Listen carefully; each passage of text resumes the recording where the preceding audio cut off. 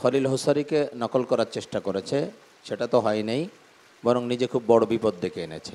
আউযু বিল্লাহি মিনাশ শাইতানির রাজীম।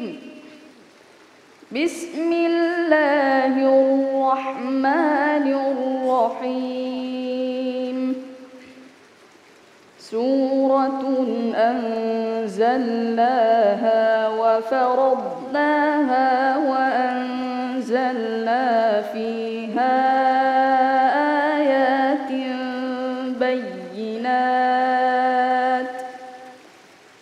آيات بينات لعلكم تذكرون.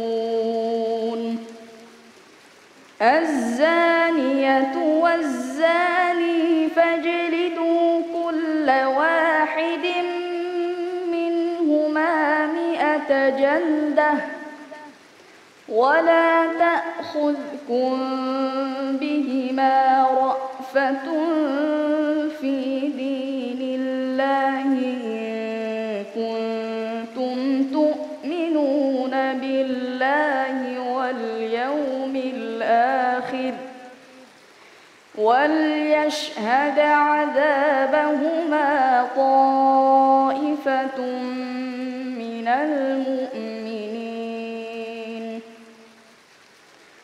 الزاني لا ينكح إلا زانية أو مشركة والزانية لا ينكح إلا زان أو مشرك.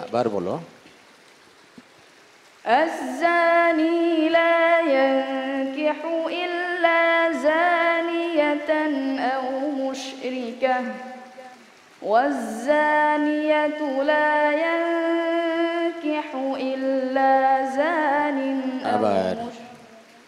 الزاني لا ينكح الزاني لا ينكحها إلا زان. আয়াতের প্রথম থেকে বলো, الزاني لا ينكح إلا. الزاني لا ينكح إلا زانية أو مشركة والزانية لا ينكح إلا زان. لا ينكحها.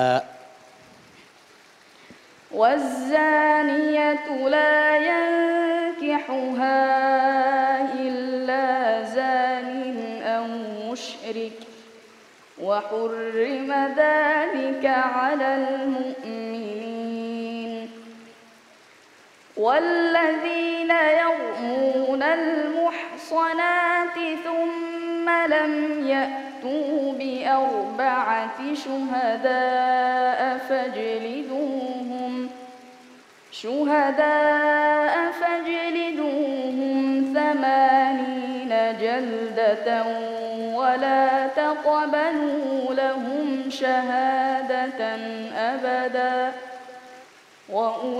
وأولئك هم الفاسقون.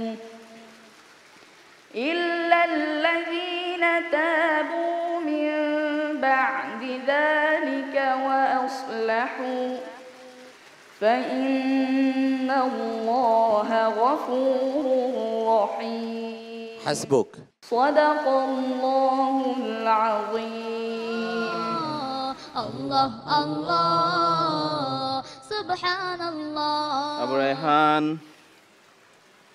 নাজির মাহমুদ ভাই খলিল হোসারিকে নকল করার চেষ্টা করেছে, সেটা তো হয় নাই, বরং নিজে খুব বড় বিপদ ডেকে এনেছে। তুমি তোমার জায়গাতে থেকে সুন্দর যে উপস্থাপনা তুমি এতদিন করেছো, সেটাই তোমার জন্য বোধহয় ভালো ছিল।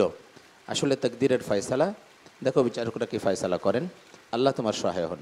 মুফতি মুহিবুল্লাহিল বাকি। আমার মনে হচ্ছে আমি পূর্বে কয়েকদিন আগে যে বলেছিলাম কারি খলিল হোসারির সুর খুব ভালো এবং উচ্চাঙ্গের কারি, এইটা বলাতে কি সে এই সুর মানে আপন করতে গিয়েছে কিনা, যদি এইটা করেই তাকে তাহলে নিজের বিপদ নিজেই ডেকে এনেছে। কারি মোহাম্মদুল্লাহ, আপনার মন্তব্য? সব জায়গায় সবকিছু পরীক্ষা করতে নেই। আমি মনে করি তুমি একটা আন্তর্জাতিক মানের কারি, তুমি তোমার ব্যাপারে আরো সাবধান হও। আমরা তোমার অনেক অনেক মঙ্গল কামনা করি। মন্তব্য শুনবো আতাউল্লাহ আল মামুন আপনার।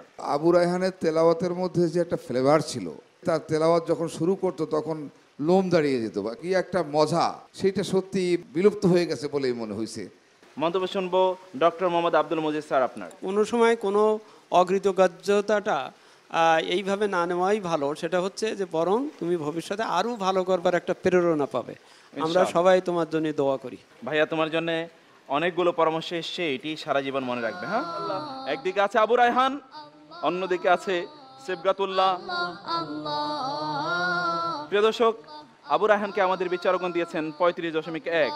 আল্লাহ আল্লাহ আল্লাহ আল্লাহ আল্লাহ। সিবগাতুল্লাহ, তোমার চোখের পানি মুছে দিলাম, তোমার চোখের পানি মুছে দিলাম।